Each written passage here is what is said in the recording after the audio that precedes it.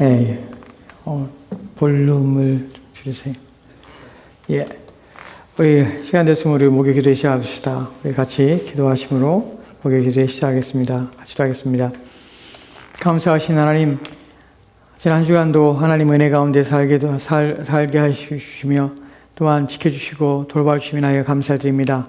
또 이 저녁에 하나님 우리를 불러 모아주셔서 하나님 앞에 기도할 뿐만 아니라 주의 은혜를 갈망하며 또한 주의 말씀을 통하여 우리 믿음을 굳게 하시려 우리를 불러주셨사오니 주의 은혜의 풍성함이 넘치는 귀한 시간 되게 도와주시고 주의 말씀으로 우리의 믿음과 신앙을 굳건히 하며 원의 확신 가운데서 하나님 우리 가운데 주신 그 은혜의 풍성함이 무엇인지를 깨달아라 주께 감사하며 또한 주님을 위하여 사는 우리 인생 되도록 주여 도와주시옵소서. 이 시간 주께서 함께하기 원하오며 감사드리며 살아계신 예수 그리스도로 기도합니다. 아멘. 우리 하나님 찬양하도록 합시다. 우리 주님 한 분만으로 찬양합시다. 주님 한 분만으로 나는 만족해.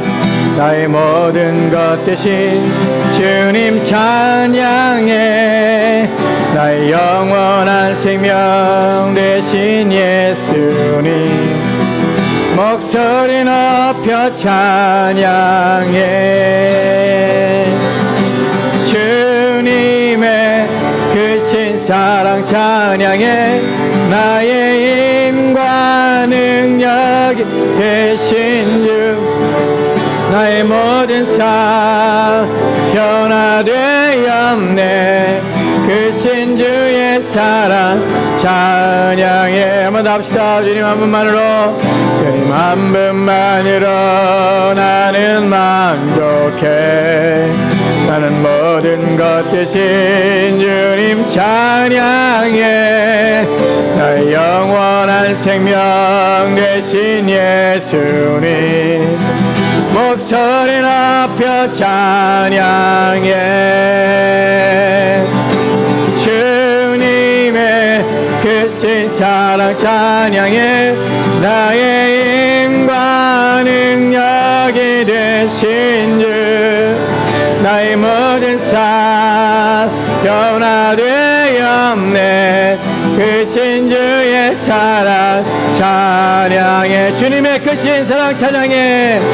주님의 크신 사랑 찬양해. 나의 힘과 능력이 되신 주 나의 모든 삶 변화되었네. 크신 주의 사랑 찬양해. 세상 모든 민족이 구원을 얻기까지 쉬지 않으시는 하나님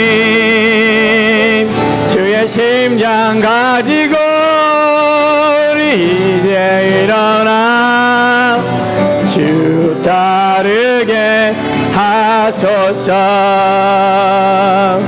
세상 모든 육체가 주의 영광 보도록 우리 부르시는 하나님 주의 손과 발 되어 세상을 제어하며 주 섬기게 하소서. 물이 바다 높음같이 여호와의 영광을 인정하는 것이 온 세상 가득하리라. 물이 바다 덮음같이 물이 바다 덮음같이 물이 바다 덮음같이. 한번 나옵시다. 세상 모든 민족이 구원을 얻기까지 쉬지 않으시는 하나님 주의 심장 가지고 우리 이제 일어나 주 다르게 하소서. 세상 육체가 주의 영광 보도록 우리 부르시는 하나님 주의 손과 발로 세상을 치유하며 주 섬기게 하소서. 물이 바다 높음같이 여호와의 영광을 인정하는 것이 온 세상 가득하리라. 물이 바다 높음같이 물이 바다 높음같이 물이 바다 높음같이 보리라 보리라 그날에 주의 영광 가득한 세상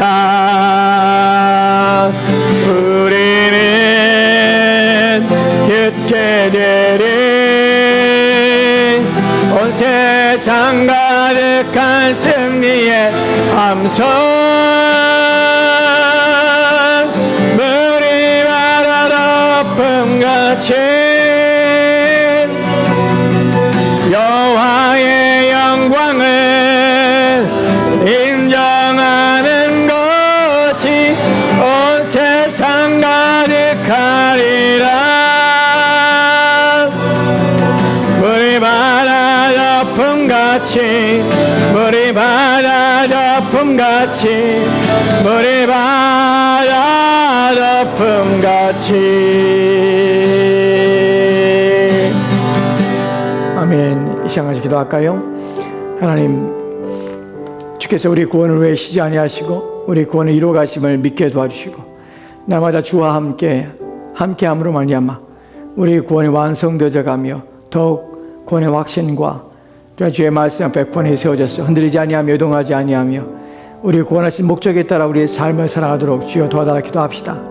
우리 모든 삶이 하나님이 보시기에 선하며 또 하나님의 영광과 하나님의 뜻을 드러내며 이루어가는 우리의 삶 되도록 도와달라고 이 시간 같이 함께 하나님 앞에 기도하겠습니다. 같이 기도합니다. 좋으신 아버지 하나님 감사합니다. 하나님 우리를 그리스도 안에서 택정하여 주시고 우리를 불러 하나님의 자녀 삼아 주시기를 기뻐하신 하나님, 우리는 그 이유와 또한 하나님의 뜻에 대하여 하나님의 그런 목적에 대하여 우리 알지 못하였던 우리들을 부르셔서 우리를 기뻐하시며 즐거워하시고 우리를 자녀 삼아 하나님의 아들을 남게 하기 위하여 거룩한 성품과 또한 하나님 원하시는 뜻과 성향과 또 하나님의 신의 성품에 참여한 자로서 주 앞에 세워지게 하기 위하여 우리를 불러 세워주심을 감사를 드립니다. 이제 하나님의 은혜를 더 깊이 깨달으며 그래야 우리의 구원을 위하여 함께 힘써 이루어가시며 또한 우리의 영혼을 만들어가시며 세워가시는 하나님 앞에 하나님 순종함으로 말미암아 그 뜻에 우리가 이해하고 깨달음으로 말미암아 우리 또한 하나님의 뜻을 이루어가며 주님 기뻐하시는 삶을 살아가는 우리의 삶들도 주여 도와주옵소서. 이제 주께서 우리의 주의 말씀으로 우리의 영혼을 강건하게 하여 주시고 주의 구원의 뜻을 더욱더 깨달아라. 하나님의 목적과 선하신 뜻을 이 땅에서 하나님 이루어가는 우리 삶대로 인도하여 주옵소서. 주께서 우리 가운데 이루어진 우리를 위해 이루신 것들을 위해 감사하며 그 이루신 놀라운 것들이 우리 것이 되게 하심을 하여 감사하며 그것들을 인하여서 더욱더 그리스도와 연합한 가운데 사는 우리의 삶대로 주여 도와주시옵소서. 주께서 함께 원하오니 지금 역사하시옵소서. 감사드리겠습니다.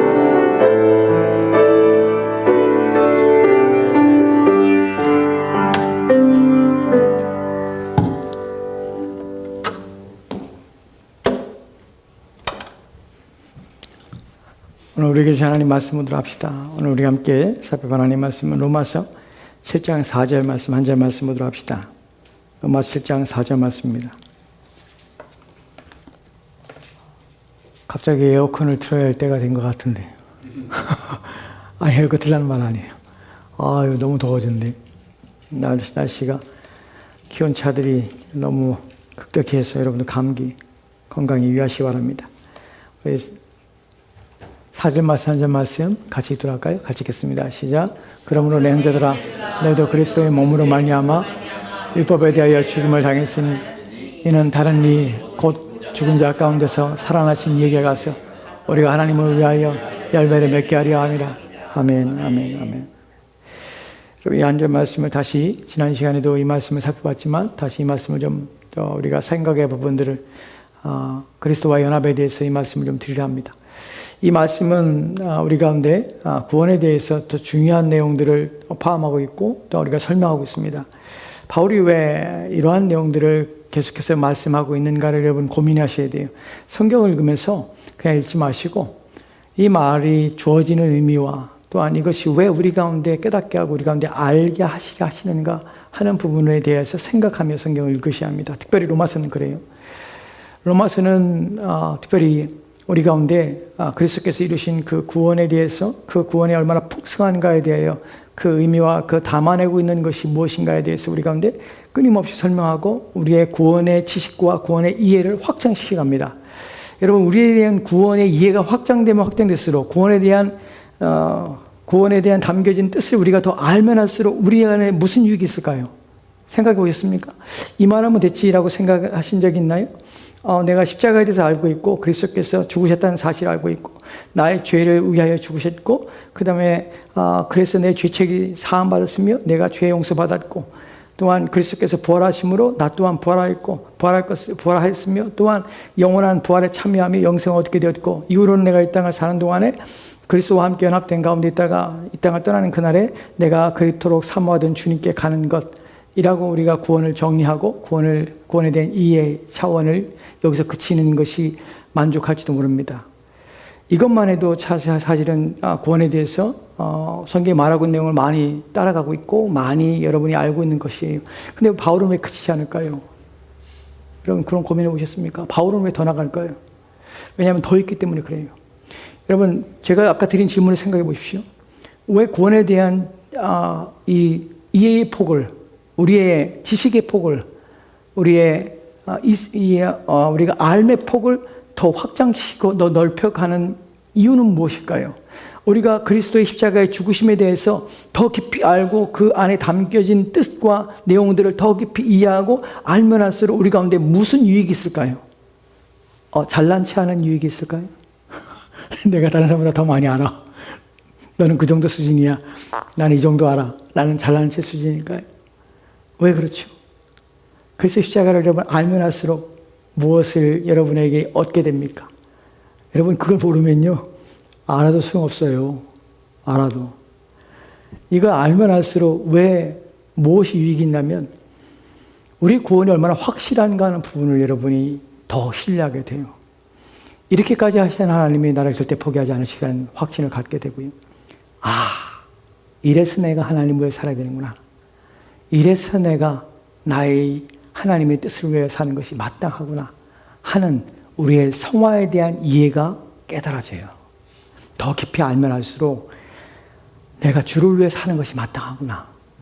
와, 이것에서 내가 어떻게 벗어나지? 이것에서 어떻게 내가 이것을 배반하고 어떻게 살지? 나는 마음이 생겨요. 즉 우리의 거룩함, 경건함.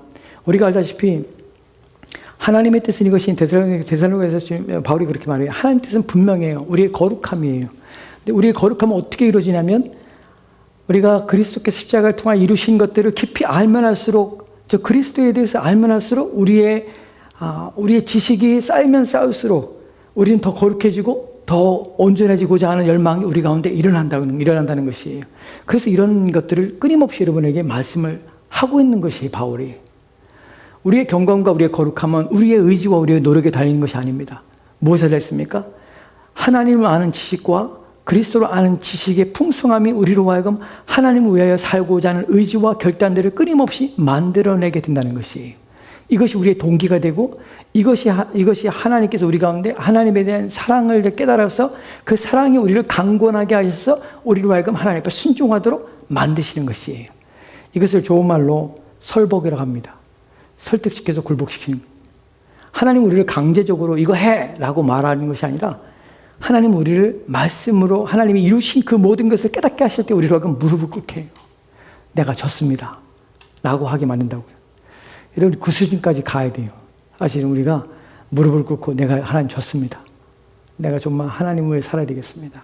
내 평생에 내 마음의 소원은 하나님을 닮고 하나님 뜻을 이루어가는 것이며 하나님 영광을 위해 사는 것이 내 인생의 가장 중요한 목적입니다. 그것이 최상입니다. 라고 말할 수 있는 그 설복 단계에 가야 됩니다. 오늘 우리가 살펴볼 이 로마서 7장 4절 말씀에서도 두 가지 내용을 여러분이 말씀드릴 것인데, 첫 번째 내용은 구원에 담겨져 있는 또 다른 풍성함이에요. 그 가운데서 우리의 연합이 그리스도와 연합 어떻게 이루어졌는가 하는 부분을 살펴볼 것이, 두 번째로는 그리스도와 연합의 실질적인 내용 속에서 세 가지의 의미가 무엇인가 하는 부분을 여러분이 말씀을 드릴 것이, 첫 번째 부분에서 7장 4절 말씀 보도록 합시다. 그러므로 내 형제들아 너희도 그리스도의 몸으로 말미암아 율법에 대하여 죽임을 당하였으니, 우리가 지난 시간에 말씀드렸죠. 그리스도의 몸으로 그리스도께서 십자가에 달려 죽으심으로 율법에 대하여 죽임을 당했으니, 율법이 죽은 것이 아니에요. 정말로 그렇게 생각하면 안 돼요. 율법은 죽지 않았어요. 율법은 높아져야 합니다. 이 부분을 말씀드릴 것이, 그리스도께서는 죽으실 때 율법을 높이셔서 죽으셨습니다. 율법을 망가뜨리고 율법을 무너뜨려서 죽는 것이 아니에요. 우리가 율법에 대하여 죽었다는 것은 우리는 더 이상 율법을 지키지 않아도 되는 자가 아니라, 율법은 더 이상 우리의 구원의 방식으로, 의로워지는 방식으로 율법은 더 이상 우리 가운데 존재하지 않습니다. 즉 우리는 율법을 더 이상 정죄를 받지 않습니다. 왜요? 율법에 대하여 우리가 죽었기 때문에. 죽은 자에게 율법은 어떻게 해요? 요구할 수 없습니다. 그렇기 때문에 죽음이 필요한 것이에요. 율법에서 벗어나기 위해서. 그리스도께서 그렇게 하신 것이에요. 죽임을 당했으니 다른 이 곧 죽은 자 가운데 살아나신 이에게 가서, 이 부분에 대하여 오늘 말씀드릴 것이, 죽은 자 가운데 살아나신 이에게 가서, 누구에게요? 그리스도께 가서 우리가 이제 연합에 대한 내용들을 살펴볼 것인데, 이 부분에서 여러분 지난번에 한 3달 전인가요? 4달 전인가? 제가 여러분에게 설교할 때에 이런 내용을 설교를 드렸습니다. 여러분 혹시 기억하는지 모르겠는데, 상업적 속죄론이라는 말을 여러분 기억하십니까? 상업적 속죄론. 상업적 속죄론이라는 것이 뭐 꼭 알아야 되는 건 아니에요. 상업적 속죄라는 것이 그리스도에 대해서, 그리스도의 이루신 일에 대하여 내가 그분과 인격적인 어떤 교통이나 인격적인 관계나 어떤 인격적으로 교제가 없이도 내가 그분의 이루신 것을 내 것으로 내가 취할 수 있다는 것이에요. 그래서 내가 믿는다는 것이, 내가 그 그리스도와 연합되지 않은 가운데서 내가 믿는다는 것이 나의 구원을 이룬다고 생각하는 것이에요. 상업적 속죄라는 것은 내가 지불해야 될 어떤 것을 내가 알지 못하는, 내가 교제하고 있지 않은, 관계도 맺지 않은 어떤 사람이 나를 대신해서 지불해 줬을 때, 나는 내 책무가, 내가 지불해야 될 책임이 사해지고 그것이 사라지게 된 것이에요. 그것이 이 사람과 관계 속에서 내가 이 사람과 교제를 하고 있지 않지만 이 사람이 지불했기 때문에 나는 그것을, 지불된 것을 난 믿고 있어요. 그러므로 나는 지불할 책임이 없어진 것이에요. 그래서 속죄가 되는데 어떻게 하냐면 상업적인 속죄가 된 것이에요. 이해가 되십니까? 이거 상업적 속죄라는 거예요. 왜 이 이야기를 드리냐면, 많은 사람들이 그리스도와 연합 없이, 교제 없이, 그리스도와의 깊은 관계 없이 내가 믿는다는 사실로 말미암아 자신의 구원이 보장된다고, 나는 구원받았다고 믿는 이 착각 속에 빠진다는 것이에요. 바울이 왜 6장에서 바울이 이 믿음에 대한 얘기를 갖다가 6장에서 얘기한 건 아니죠. 4장, 5장에 걸쳐서 아브라함에 대한 얘기를 하고 또 다윗에 대한 얘기를 하면서 6장에서 끊임없이 바울이 우리와 그리스도의 관계에 대해서, 죽으심에 대해서 연합하고 함께한 것에 대해 말하며 7장에서 또다시 그 얘기를 반복하며 얘기하면서 이제 더 확장시켜 나가고 있는데, 이런 얘기를 계속하는 이유가 무엇이냐면, 우리가 스스로 그리스도와 어떤 관계없이 구원이 이루어질 수 있는가? 나는 부분에서 그렇지 않다는 것이에요. 그리스도인은 무엇이 그리스도이냐면 그리스도와 연합한 그리스도인이에요. 내가 믿는다고 할 때의 그 믿음은 무엇이냐면 그리스도와 연합 속에서의 연합 속에 있다는 사실 자기가 고백하는 것이에요. 근데 그리스도가 관계없이, 그리스도와 내가 교제 없이라는 의미는 이런 의미, 또 다른 의미 속에서는 그분의 말씀과 그분을 닮아감 없이, 그분의 뜻 앞에 내 복종함 없이, 또한 그분을 통해서 어떤 공급받음과 그분을 통해서 영적인 것들과 깊은 관계를 맺지 않고 있는 상태에서, 전혀 영적인 일에 전혀 무관심한 상태에서 내가 믿는다는 나의 믿음에 대한 확고한 신념이 나를 구원에 이를 수 있는가 하는 부분에서 그렇지 않다는 것이에요. 바울이 지금 말하고 있는 내용들이 다 그런 내용들이에요. 오늘날 이 내용들은 우리가 옛날부터 시작해서 교회가 가장 큰 어려움과 힘듦 속에서 목회자들이 싸웠던, 진리를 외쳤던 목회자들이 싸웠던 것들이 뭐냐면 바로 이런 것들이에요. 교회 안에서 우리는 믿는다는 그 말에 대해서 조금 더 의심하면 안 되고, 그 사람이 믿는다는 것을 동의해 주며 그것을 수용하며 그들을 그대로 받아주고자 하는 미덕을 우리는 가져야 된다고 착각한다는 것이 교회가. 교회는 절대 그런 것이 아니에요. 이 사람이 믿는다고 할 때 의심하지 않고, 당신 정말 믿느냐? 목회자는 그 사람이 믿는다는 말을 내가 저 사람이 믿는다고 확신하니까 나는 미덕으로 받아줘야 돼 라고 하는 것은 문제가 있어요. 우리는 누구의 믿음에 대해서 의심하거나 믿음에 대해서 우리가 판단하고자 하는 것은 아니에요. 근데 무엇에 대해서냐면, 교회라는 것은, 또한 목회자라는 그 지위는 무엇이냐면, 끊임없이 성도들에게 내가 믿음 안에 있는가를 끊임없이 확인하도록, 온전한 믿음 가운데 있는가를 확인시키고 자문하여서 확신 가운데 거하도록 만들어주고 옳은 길에 서도록 만들어주는 것이 목회자의 목회의 목적이고, 또한 설교의 목적입니다. 그 때문에 이 이야기를 끊임없이 하는 것이고, 바울 또한 이야기를 하는 것이에요. 그래서 다시 돌아가서 여기서 지금 바울이 지금 그리스도에게, 우리가 살아나신 이에게 가서라는 표현 속에서 우리가 그분의 가서 이제 연합 관계 속에 있는 것이에요. 이에 대하여 로마서 6장 3절 말씀이 이렇게 기록되어 있는데 볼까요? 같이 돌아갑시다. 시작. 무릇 그리스도와 예수 합하여서 세례를 받은 우리는 그의 죽으심과 합하여 세례를 받은 줄 알지 못하느냐. 여러분, 여기서 바울이 지금 이렇게 말해요. 무릇 그리스도에 합하여 세례를 받은 우리는 그의 죽으심과 합하여 세례를 받는 줄을 알지 못하느냐. 우리는 알지 않느냐. 우리는 알고 있다. 너희 또한 알고 있다 라고 말하고 있는 것이, 이런 것들을 읽다 보면은 무슨 생각이 드냐면, 오늘날 이거 모르고 있는데, 사람들 이거 모르고 있는데, 바울은 당연하다는 시 얘기하고 있어요. 사실 원문에서 알지 못하냐면 너희들 알잖아 라고 말하는 것이에요.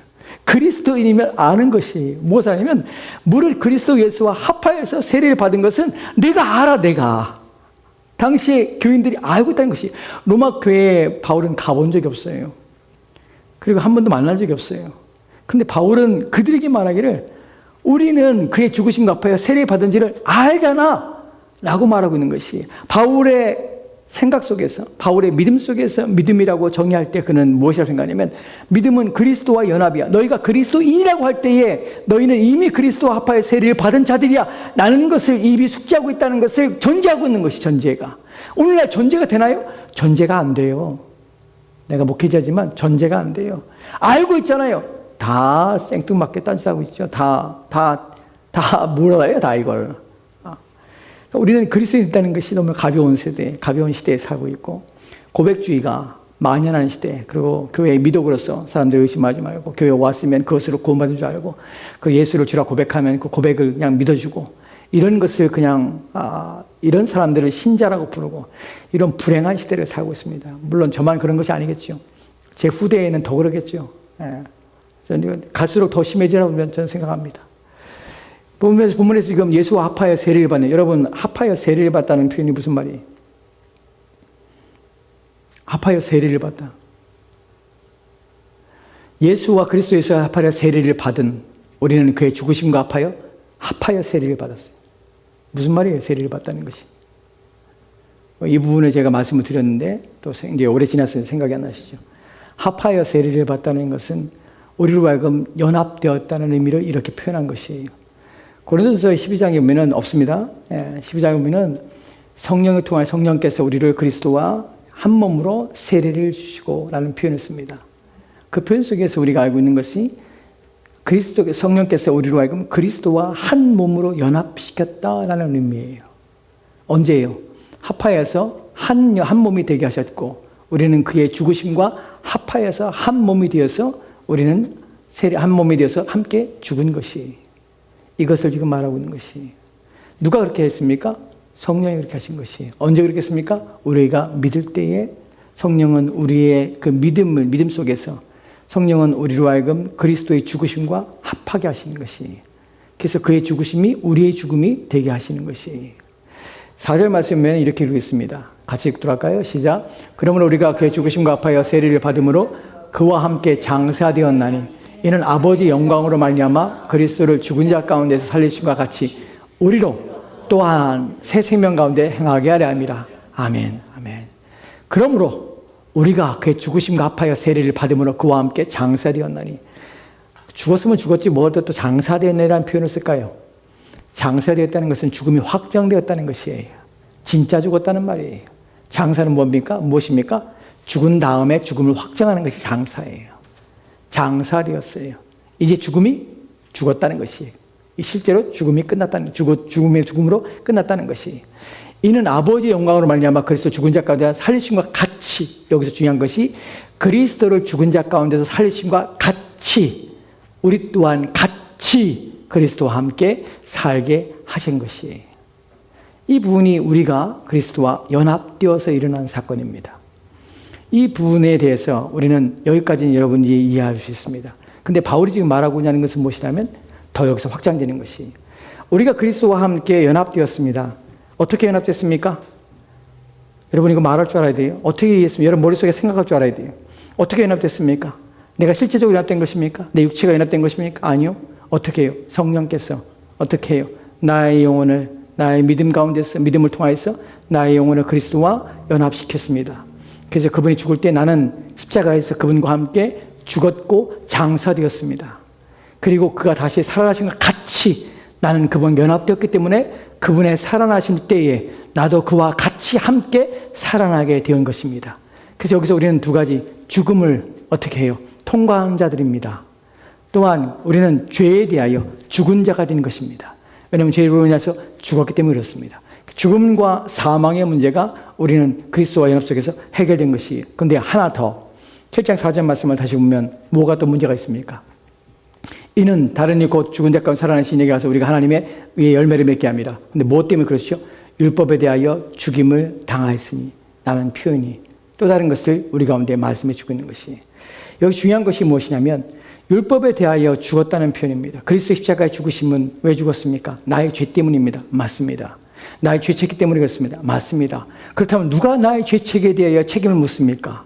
무엇이 내 죄책에 대하여 책임을 물으라고 요구하고 있습니까? 무엇이 그렇습니까? 율법이 그렇습니다. 왜 율법에 대한 얘기가 나온지 아십니까? 그러니까 이 사실을 모르면 왜 이 사실이 중요할까요? 왜 이 사실을 알아야 될까요? 왜냐하면 나의 그리스도와 내가 연합하여 함께 죽었다는 것이, 나의 이제 죽음이 끝났다는 것이 나한테는, 그리고 또 죄에서 내가 죄에 대해서는 더 이상, 죄에 대해 죽었기 때문에 더 이상 죄가 나에게 요구할 권한이 없습니다. 그래서 우리는 죄에 대해서 거부하며 싸울 수 있는 성향과 또한 새 생명 가운데서, 새로운 인격 가운데서 우리는 죄와 더불어서 싸우며 또한 죄를 거역하며 죄를 거부하며 더 이상 죄의 종로로 타지 않는 상태로 우리는 새 생명 가운데 끄집어 나오게 된 것이 좋습니다. 여기까지는 이해가 되고 이제 완성이 되었습니다. 근데 더 하나, 그리스도 십자가의 죽으심은 그것만이 아니라 무엇 때문에 그러냐면 하나님의 율법 때문에 그리스도께 십자가에 달려 죽었다는 사실이에요. 그 율법에 대해서 그리스도께서 율법을 위하여, 율법에 대하여 죽으시는 이유는 무엇입니까? 그분이 율법을 범했기 때문에 그렇습니까? 그렇지 않아요. 주님께서는 이 땅에 사신 동안에 율법을 완전히 지키셨습니다. 무음하셨습니다. 죄가 없으셨습니다. 율법에 대하여 다 지키셨다는 것이에요. 그런데 왜 율법에 대해 죽어야 됩니까? 왜냐하면 우리에게 요구되는 것이 율법이기 때문에 그래요. 우리의 죽음을 요구하는 것이 율법이기 때문에 그래요. 우리는 죄가 우리를 알고 죄를 지었기 때문에 우리가 죽어야 된다고 생각하지만 사실은 죄의 문제가 아니라 죄에 대해서 죄로 정죄하며 죄에 대해 책임을 묻는 율법 때문에 우리는 죽음에 이르게 되는 것입니다. 이해가 되십니까? 율법이 나로 하여금 죽음을 요구하는 것이에요. 누가? 하나님 앞에서. 율법이 나를 정죄하고 있는 것이에요. 그래서 율법이 저주를 하고 있는 것이에요. 율법을 범한 자는 어떻게 해요? 사망이에요. 사망. 죽음에 이르는 것이에요. 주님께서 십자가에 달렸을 때 단순히 우리의 죄책이, 죄에 대한 것도 정말 중요한 부분이지만 또 다른 우리의 문제는 무엇이냐면 더 이상 율법이 우리 가운데 어떠한 요구를 하지 못하도록 율법의 요구에 자가를 물려야 되는 일들이 필요하다는 것이에요. 그래서 이 땅에 사신 동안에 율법을 다 지키시고 여자에게 태어나신 것이에요. 갈라디아 4장 4절 말씀 볼까요? 같이 들어갑시다. 시작. 때가 참에 하나님이 그 아들을 보내사 여자에게 나게 하시고 율법 아래에 나게 하신 것은, 이해가 되십니까? 여자에게 나시고 율법 아래 나게 하신 이유가 무엇입니까? 왜 이런 말씀을 하죠? 이 말씀이 무슨 의미입니까? 이미 제가 여러분이 말씀드린 그 내용입니다. 여자에게 나신 것이에요. 우리는 여기까지는 알고 있죠. 하나님께서 우리를 인간의 죄를 여기까지 아는 것도 참 대단한 것이에요, 여러분. 배장님 설명해 보실래요? 우리가 왜 그리스도만이 유일한 우리의 대속자가 되십니까? 라는 부분에 대해서. 인간의 죄를 사하게 오셨죠. 그죠? 인간의 죄를 사하는데 왜 하나님의 아들이 사람이 되셔야 합니까? 왜냐하면 사람이 지은 죄에 대해서 어떤 피조물로도 사람의 지은 죄에 대한 대가를 지불할 수가 없기 때문에 그래요. 그래서 사람이 되신 것입니다. 그래서 사람이 오신 것이 우리의 몸을 입고 오신 것이에요. 그래서 히브리서 2장에서 말하는 것처럼 우리 혈과 육이 있는 우리의 몸과 같이 오셨다는 것이 빌립보서 2장 5절 말씀에서도 그렇게 말하죠. 종의 형체를 입으신 것이에요. 우리의 모습 오신 것이에요. 여기까지만 와도 대단한 것인 것이에요. 근데 더 중요한 것은 여자에게 나셔서 율법 아래에 있게 하신 이유가, 이 땅에 계시면서 율법에 순종하시고 율법을 지키신 이유가 무엇이냐면 바로 우리의 율법에 대해서 우리를 대신해서 율법의 요구를 감당하시고 책임을 지시기 위해서 여자에게 나시고 율법 아래 사신 것이에요. 이 문제가 해결이 안 되면 아무것도 해결 안 돼요. 그렇다면 우리에게는 얼마나 놀라운 일입니까? 나에 대해 책임은 죄가 아니라 율법의 요구였고, 율법의 요구로 말미암아서 나의 죄됨은 죄로 확정이 되고 죄로 인정이 되는 것이, 죄에 대한 요구는 무엇이냐면 사형이에요. 사형. 죽음에 해당하는 것이에요. 누가 요구합니까? 죄를 지은 나에게 율법이 요구하고 있는 것이에요. 근데 그리스도께서 율법 안에 나셔서 율법의 모든 요구를 순종하였습니다. 그리고 그분이 십자가에 달려 죽으신 것이에요. 그때에 우리의 모든 죄책이 율법의 요구 속에서 죽어야 합니다 라는 그 형벌과 판결이 누구에게로? 그리스도께로 가게 하신 것이에요. 그래서 그 판결대로 주님이 죽으신 것이에요. 여기서 여러분이 조심하시고 주의할 것이 뭐냐면, 어떤 사람이 이렇게 가르친 사람이 있어요. 성경을 잘 모르고 십자가에 죽으심을 잘 모르니까 이렇게 말하는데, 예수님 십자가에 달려 죽으실 때 죄의 죄책이 그에게 쏟아졌습니다. 죄가 그 위에 죄를 짊어지셨습니다. 우리의 모든 죄에 대한 대가를 짊어진 것이요. 근데 여기서 그리스도께서 죄를 짊어진다 할 때, 우리의 죄책을 짊어진다 할 때에, 우리의 죄를 짊어진다 할 때, 그분이 인성 자체가 죄인이 되었다는 표현은 절대로 아니라는 사실이에요. 그리스도는 무험한 상태로 죽으셨습니다. 이게 무슨 말인지 아세요? 십자가에 달려 죽으실 때도 주님께서는 우리의 죄책이 그 위에 얹어서 그 죄책을 짊어지고 죄에 대해서 대신 우리를 위해 죽으신 것이지, 죄를 짊어졌을 때에 그분이 죄인이 돼서 죄가 그분의 인성과 그분의 성품과 속성에 영향을 미쳐서 죄인이 된 것은 아니란 사실이에요. 이해가 되세요?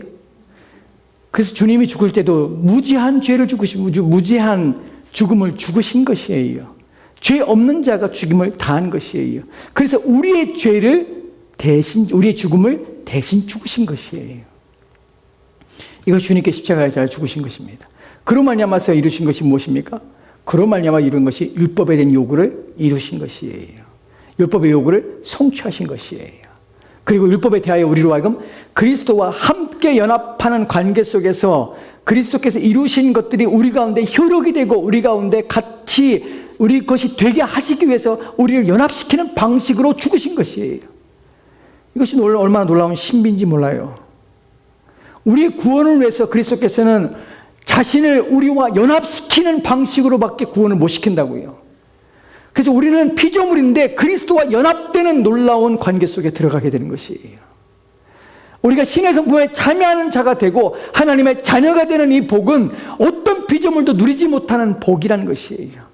그런데 이런 일들이 일어날 수 있는 것은 무엇이냐면, 그리스도께서 자신을 우리로 하여금 형제라 부르게 부끄럽지 않도록 우리를 자신의 것으로 삼아주시고 자신과 연합시켜 줌으로 말미암아 율법의 요구에 대해서 해결하시기 위해서 그런 방식으로 우리를 구원하시고, 그 유일한 방식을 이루심을 말미암아서 우리로 하여금 더 이상 율법이 우리로 하여금 정죄하거나 율법의 죄를 책망하거나 또한 우리로 하여금 율법이 우리의 죄에 대해서 더 이상 묻거나 하는 일이 결코 없게 율법에 대하여 죽게 하신 것이, 이것이 얼마나 감사한 일인지 모릅니다. 이 방법밖에 없다는 사실이 얼마나 놀라운 것이며 하나님의 신비한 것입니까? 우리는 그리스도의 십자가의 죽으심에 대해 생각할 때에 그분이 우리를 구원하신 방식이 놀라운 방식이며 하나도 그분의 성품과 인격에 하나도 위배되거나 그것들에 부딪히거나 모순이 되는 방식이 아니라 모든 걸 완벽하게 완전하게 하나님의 속성에 맞고 성품에 맞게 모든 걸 이루어져 가셨다는 사실을 여러분 아셔야 합니다. 그래서 우리의 구원은 가장 정밀하고 가장 치밀하고 가장 세밀하게 하나님께서 작정하셨고 계획하시고 이루어하셨다는 사실이에요. 그냥 어설프게 하나님께서 하신 것이 아닙니다. 이게 놀라운 일들이에요. 이런 것들을 우리는 알아야 되는 것이에요. 우리는 이와 같이 우리는 동일한 방식으로 우리는 구원이 이루어졌는데 율법에 대하여서 우리가 갈라디아서 2장 19절 말씀이 이렇게 기록됩니다. 같이 들어갑시다. 시작. 내가 율법으로 말미암아 율법에 대하여 죽었나니 이는 하나님에 대하여 살려 함이라. 아멘. 갈라디아에서 바울은 또다시 율법에 대해 얘기를 하는 것이에요. 내가 율법으로 말미암아 율법에 대하여 죽었나니 무슨 말입니까? 7장 4절 말씀과 동일한 말이에요. 내가 내 스스로 율법으로 말미암아서 율법에 대해 죽었다는 말이 아니에요. 누구 때문에요?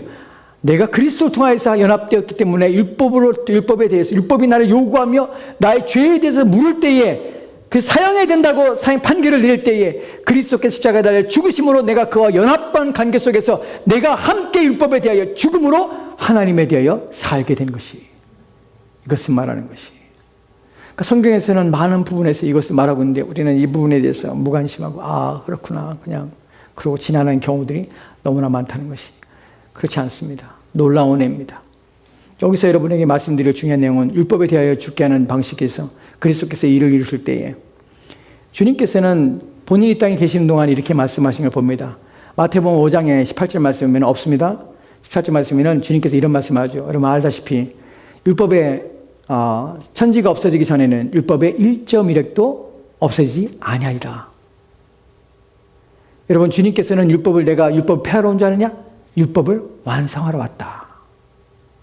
이 말을 왜 한 줄 아세요? 바로 율법을 이루신 것이에요. 율법의 요구를 성취하신 것이에요. 율법이 요구하는 사망을, 죽음을 죽으신 것이에요. 율법을 완성시키고 율법을 성취하며 율법을 높인 것이에요. 왜 그럴까요? 왜 주님은 율법을 높여야 될까요? 하나님의 법이기 때문에 그래요. 하나님의 법이라고 하나님이 바꿀 수 있지 않습니까? 그렇지 못해요. 왜냐하면 율법은 하나님의 성품이기 때문에 그래요. 그래서 하나님의 법은 높임을 받아야 되는 것이에요. 율법에 폐해졌냐고요? 전혀요. 내가 그리스도인이 되었는데 율법 폐해졌냐? 전혀요. 왜 그렇습니까? 더 이상 율법은 우리의 구원의 방식으로 또한 의로워지는 방식으로 율법은 우리가 지키지 않습니다. 그러나 어떤 방식으로 율법은 우리에게 요구됩니까? 하나님의 성품과 하나님의 뜻으로서 우리 가운데 삶의 원리로 우리 가운데 요구되고 있는 것이에요. 이 부분이 밸런스입니다. 성경에 대한 완전한 율법에 대한 이해입니다. 여러분들이 이런 것들 이해할 수 있다면 여러분들은 주님께서 이루신 것들에 대하여 더 깊은 지혜와 더 깊은 지식에 이르게 되는 것입니다. 이제 마지막으로 세 가지 말씀을 드려 마칠게요. 율법에 대해서 우리가 그리스도와 그리스도께서 율법을 완성하시며 율법의 요구를 성취하심으로 또한 그 방식을 통하여서 그렇게 하시기 위해서 우리를 그리스도 안에서 연합시켰다는 사실을 여러분 기억하십시오. 그래서 연합되었기 때문에 우리가 그리스도 안에서 새로운 생명 가운데 살게 되는 것입니다. 그래서 그 연합의 관계에서 첫 번째는 무엇이냐면 그리스도와 우리의 연합은요 한 몸이 되는 것이에요. 성경에서 왜 우리를 지체라고 부르는 이유를 아십니까? 연합되었기 때문에 지체인 거예요. 연합되었기 때문에. 그리스도와 연합되기 때문에. 이건 불가분의 관계예요. 여러분 여기서 우리는 나의 구원에 대한 확신을 우리는 갖게 됩니다. 왜요? 그리스도께서 우리를 자신의 몸과 연합시켰다면 자신의 몸을 잘라버리지 않으신다는 사실이에요. 여러분 몸이 기능을 못한다고 해서 몸을 분지르거나 몸을 잘라거나 몸의 한 지체를 끊어버리지 않습니다. 어떻게 합니까? 고치지요. 고치지. 치료하지. 그리스도의 몸이 되었다는 사실은 우리 가운데 구원의 확실성, 우리로 하여금 그리스도께서 우리의 지체됨을 인하여서 끊임없이 우리 가운데 회복되도록 기다리고 인내하실 뿐만 아니라 회복되도록 고치시고 약을 바르시고 치유하시는 과정을 거치시고 끊임없이 우리를 이끌어 가실 것이라는 확신을 갖게 하는 것이에요. 그래서 빌립보에서 1장 5절 말씀이 뭐라고 합니까? 우리에게 선한 일이 시작하시니까 그리스도 예수의 날까지 우리를 이끌어 가시고 인도해 가시고 완성해 가라는 사실을 우리는 말씀을 통하여 확인해야 되는 것이에요. 우리를 구원을 시작하신 이가 그리스도 예수의 날까지 우리를 이끌어 가실 것입니다. 이것을 우리가 지체됨을 통해서 연합되면서 확신하게 되는 것이 두 번째로 연합됨이라는 말 속에서 우리가 담고 있는 것이 뭐냐면 율법의 지배를 받고 율법의 다스림을 받았습니다. 그러나 이제 새로운 신랑한테 간 것이에요. 우리가 7장 1절부터 3절까지 남편에 대한 아내와의 관계에 대해서 우리가 바울이 말하는 것을 지난번에 들었습니다. 여러분 그때에 남편이 살아있을 동안에는 어떻게 되죠? 남편의 아내가 다른 사람한테 가면 간음하는 것이에요. 그런데 그 법 가운데 있기 때문에 그래요. 결혼한 제도 때문에. 그런데 어느 때는 이것이 간음이 아니고 어느 때는 합법입니까? 남편이 죽으면 이 여자가 다른 남자에 가도 간음이 아닌 것이에요. 왜냐하면 그 관계가 끊어졌기 때문에 그래요. 우리는 율법의 관계 속에 살았습니다. 그 율법의 지배 속에 살았고 그런데 이제는 그리스도의 새로운 신랑 가운데 우리가 들어오게 된 것이에요. 새로운 관계 가운데 들어오는 것이에요. 그렇다고 해서 우리가 순종하며 복종하지 말아야 될 것은 없습니다. 말아야 될 것은 아닙니다. 우리는 동일하게 새로운 신랑 앞에 우리는 복종하며 순종해야 합니다. 우리가 에베소 5장에서 교회가 그리스도에게 복종하듯이 아내들아 남편들에게 복종하라는 말을 듣습니다. 우리는 그리스도가 우리의 새로운 주인이 되었고 우리는 그리스도의 종으로서 우리는 그리스도 앞에 섬기며 순종에 대해 책임을 가지고 있다는 사실을 아셔야 합니다. 새로운 신랑 앞에 우리는 새로운 삶에 부르심을 받은 것입니다. 또한 세 번째로서 우리가 그래서 연합됐다는 사실은 이 결혼의 관계는 남편이 죽기 전까지 끝나지 않는다는 사실이에요. 무슨 말입니까? 이에 대해서 로마서 6장 9절 말씀 보도록 합시다. 같이 읽겠습니다. 시작. 이는 그리스도께서 죽은 자 가운데서 살아났음에 다시 죽지 아니하시고 사망이 다시 그를 주장하지 못할 줄을 알미로다. 이는 그리스도께서 죽은 자 가운데서 살아났음에 다시 죽지 아니하시고 무슨 말입니까? 그리스도께서 다시 죽지 않습니다. 내가 그리스도와 연합되었다는 사실이 우리 가운데 보장해 주는 것은 무엇이냐면 나도 영원히 죽지 않습니다. 그리고 남편이 죽지 않으면 그 결혼관계는 결코 깨지지 않습니다. 그리스도께서 나를 자신과 연합시켰기 때문에 그가 다시 죽지 않는다면 우리 또한 다시 죽지 않습니다. 우리가 영생을 얻었다는 것을 사람이 착각해요. 영생을 얻었다는 것이 내 안에 주신 특별한 능력이라고 생각해요. 그렇지 않아요. 내가 그리스도와 연합되었기 때문에 영생하는 것이에요. 영생이라는 것은 영원한 생명을 가진 하나님, 영원성은 누구만 가지고 있냐면 하나님의 온전하신 속성입니다. 하나님만 가지고 있는 것이에요. 내가 그분과 함께 연합됨으로 그분의 영원하신 생명의 속성이 내게도 흘러나와 나 또한 죽지 않게 되는 것이에요. 이 결혼관계는 절대로 깨지지 않습니다. 우리가 계시록에서 혼인잔치, 어린 양의 혼인잔치에 참여한 자들을 보게 됩니다. 누굽니까? 우리들이 그럴 것입니다. 왜요? 그리스도와 연합되었기 때문에 그렇습니다. 이 관계가 영원토록 지속된다는 사실이 우리 가운데 그리스도를 우리의 신랑 되셔서 우리의 거룩한 남편이시고 또한 우리의 보호하시고 지키는 우리의 좋은 신랑으로서의 우리 주님 앞에 우리는 아름답고 흠과 점이 없는 신부가 되기 위해서 온갖 노력을 다 해야 될 것을 여러분 아시기 바랍니다. 우리는 마땅히 그래야 합니다. 이 좋은 것들을 우리 가운데 주시고 더 이상 사망에 주장하지 못하는 그런 가운데 우리를 불러주셨다는 사실을 기억하시고 이 연합이 우리 가운데 불러오는 그 복됨이 무엇인지를 알고 하나님께 감사하십시오. 그리고 이 은혜를 받은 자답게 이 감당할 수 없는 큰 은혜를 허락하신 하나님 앞에 어떠한 삶을 살아야 할지를 매일 고민하며 하나님 앞에 사는 저와 여러분 되었으면 좋겠습니다. 기도합시다. 같이 기도하도록 합시다. 여러분들 오늘 말씀을 통해서 여러분들 율법에 대하여 관계에 대하여 율법에 대해 내가 죽었다는 사실, 그리스도의 십자가의 죽으심에 대해서 얼마나 큰 은혜인지 얼마나 복인지 또한 그분의 결혼 관계 속에서 내 새로운 신랑이 되어주시고 나를 사랑하시고 나를 아껴서 자기 몸까지 버리신 그분이 나의 신랑이시고 나를 보호하시고 나의 영혼을 지키시며 나와 함께 하시는 그분, 세상의 주인 되신 그분, 영원하신 그분, 그 복되신 그분 앞에 내가 그분과 연합되어 함께 살고 있다는 것, 내가 그분의 한 몸이 되었고 한 씨였다는 사실, 이것이 나를 얼마나 기쁘고 감사하며 내 삶이 얼마나 유익하며 내 살아야 될 삶이 얼마나 거룩하며 순결해야 되는지를 여러분 깨닫고 그 부르심 앞에 순종하며 열심으로 하나님 앞에 살기 위해서 기도하십시오.